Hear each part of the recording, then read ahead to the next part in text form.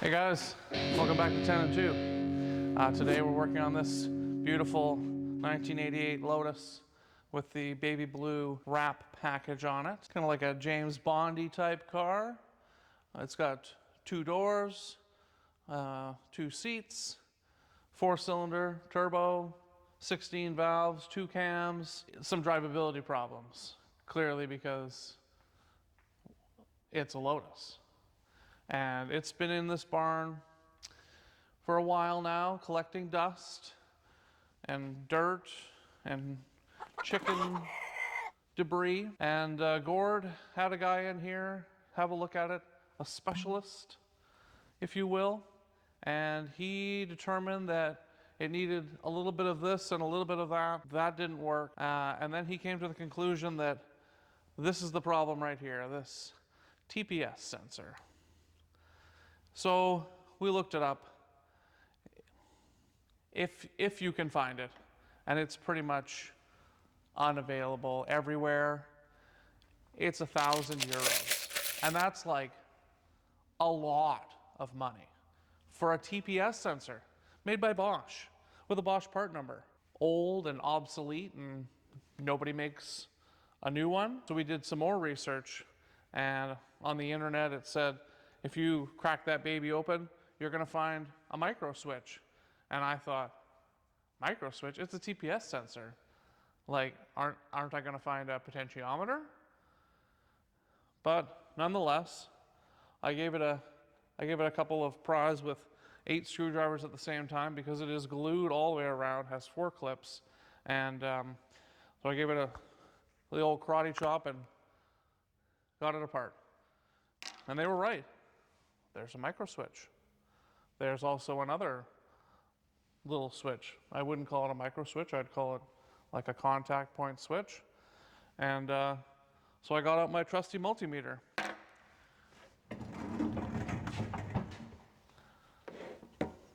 And I turned it on. And I set it to the continuity setting. I checked. Yeah, it's working. And then I put my leads onto the 2 micro switch pins. Oh no, I'm touching them together. That's a lie. Okay, now I'm on the 2 for the micro switch. So I might have missed 1 out of all the clicks I did there, but that could have been me not having a good contact with my probes. And then I checked the other switch. It is very, very finicky. But as you can see, inside of here is all gooey with the oil. And it's been leaving a little circular kiss on the table every time we pick it up and put it down. So these contacts in here on this switch could quite easily be cleaned. So what I'm going to do is hit them with some cleaning spray, remove that hair, and then I might just give them the lightest swipe with the red scrubbing pad, just to try and clean those contacts up. Inside the micro switch, not much I can do in there. I can spray it with some cleaner. I'm not entirely sure that that one is the problem. I think it's this one that's the problem. This one tells the car's computer, hey, I'm at idle right now. Don't give me all the boost and all the fuel. Just give me idle. And then off idle, both the switches are open. And then about 1/3 of the way through the throttle, the other switch closes. And then just stays closed the whole time. No potentiometer, none of the regular TPS stuff going on in there. So we'll get this cleaned up, and hopefully that fixes that. I don't think I can get this red pad in there. Maybe I'll find some very fine sandpaper and run a swipe through there. And then we'll put this cover back on and bolt it back onto the car, and then we'll set this switch so we get continuity on the 2 pins for the micro switch, closed at idle. So there's some adjustment in these slots so the car will know, hey, I'm at closed throttle right now. No need to do wide open throttle.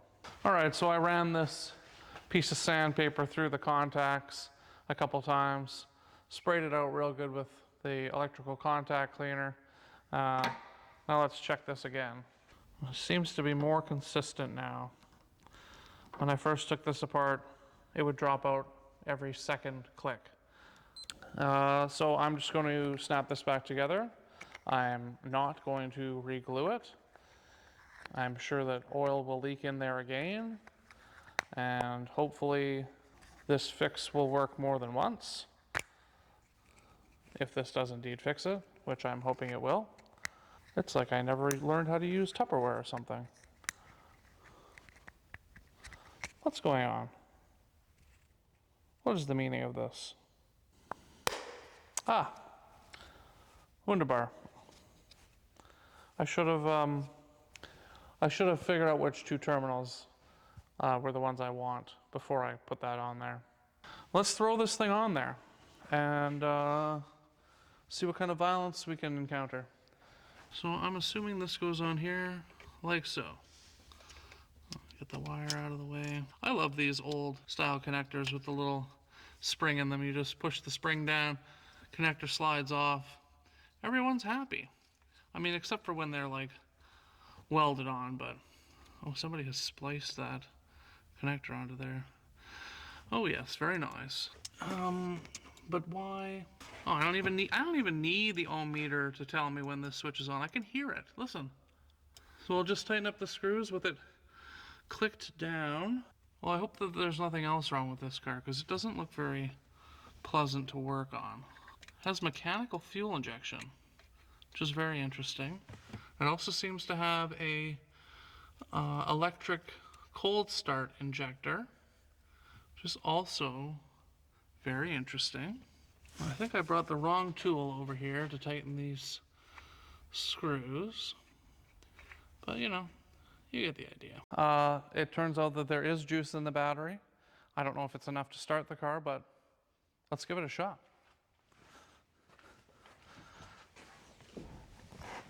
Do I need to push the clutch in? I hope not, because it seems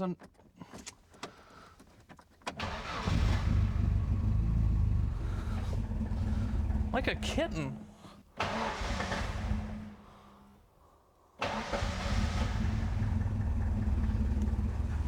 Can I make it to the throttle? Where's the throttle? I don't even know. Where's the ding dang throttle? I hear a vacuum leak. But my goodness, doesn't that just purr like a kitten?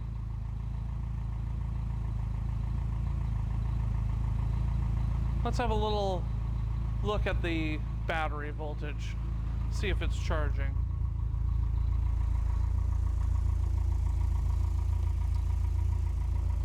Can you see that? Maybe. 12.7, that is not charging. Maybe it just needs to be revved up a little bit. Is there really no mechanical throttle on this? Oh, this thing maybe. Push this way? Oh, it does not like that. It does not like that at all.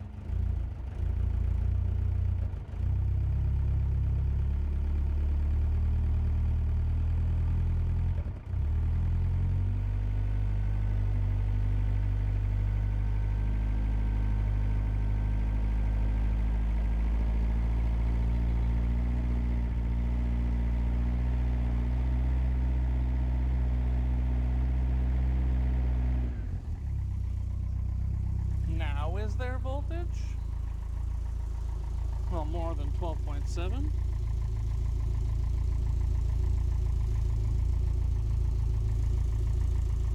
$13. It was doing something.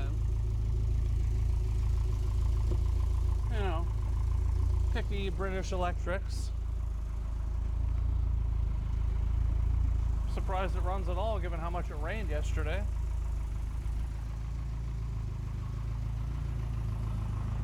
The English cars seem to be able to sense the rainfall and they don't normally operate this well in such humid conditions. It was actually raining in here yesterday. It's coming in through the vents in the ceiling. It rained a lot, and then it rained some more, and then it started raining from the bottom up. So it wasn't very good, but maybe it doesn't like that because I didn't use the throttle pedal. Let's just try some throttle pedal action. I have to get in here. My goodness. Don't look. Don't look. It's not going to be pretty. Oh my. And my feet are too big. Throttle pedal? Oh no, it does not like that. No, it doesn't like any sort of throttle input.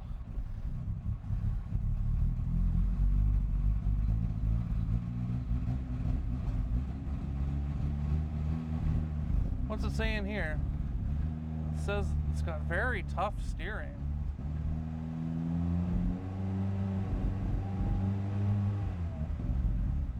It's not very happy about that. It says that it's got 3/4 of a tank of gas. It's pretty cold.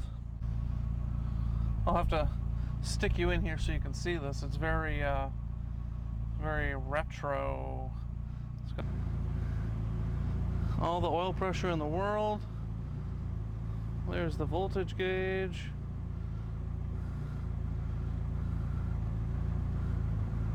And look at that. Look at that. Isn't that just beautiful? What kind of stereo do we have in here? A Blaupunkt. It's a German stereo. Oh. Very nice. Very nice. All the buttons seem to be very well marked in this car, so we won't have to do a what does this button do for this car. I guess that cigarette lighter doesn't work because it's still stuck down and hasn't popped back up. Oh, there it is. But it is like brand new. It's just all corrosion in there. Okay, well, time to turn this off before I die of carbon monoxide poisoning. And now I know that whatever I did didn't really fix that. Here, have a look around the car.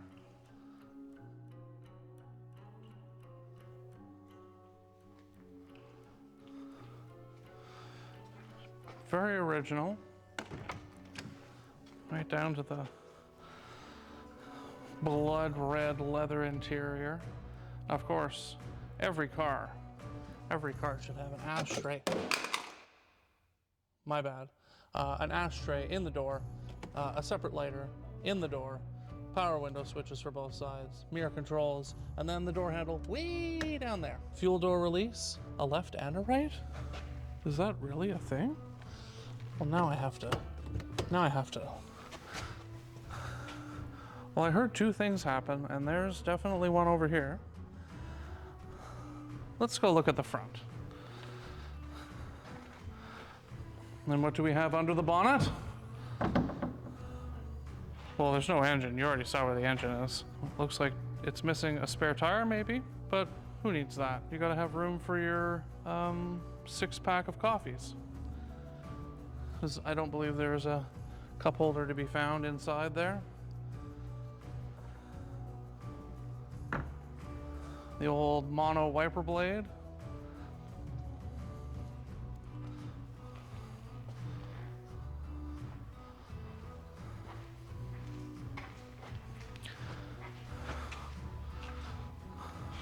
The other side.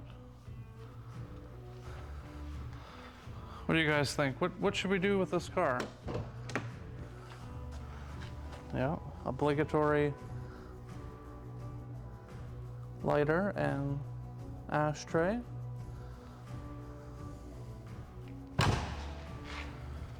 Should he keep it this color? It is just a wrap after all.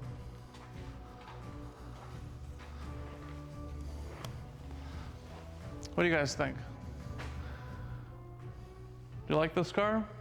Should we put a V8 in it, put a V12 in it, I don't think that would fit. But, you know, should we do crazy something with it? Turn it into a 4x4? I mean, the owner probably won't go for that, but let us know down in the comments. And if you got this far in the video, please be sure to like, comment, subscribe, hit the bell, do all that stuff. It's going to help this channel grow into something a little bit bigger. Maybe we can work on some of that. Or some of that. Or all of it. Catch you in the next one.